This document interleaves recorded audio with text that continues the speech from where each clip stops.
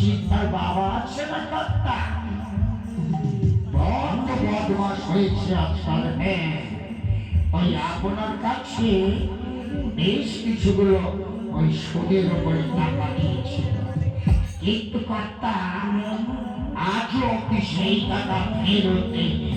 বলিস কি রে? হ্যাঁ, এতদিন ধরে ওই বুড়োর কথাতে আমাকে বলিসনি। এই বেটা, তোকে আমি এর জন্যই বেতন দিয়ে রাখি। বেটা, মার খেয়েছিস।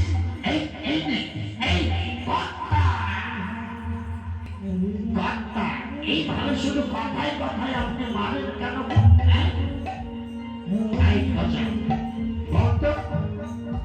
এই সুদে আসলে কত টাকা হয়েছে?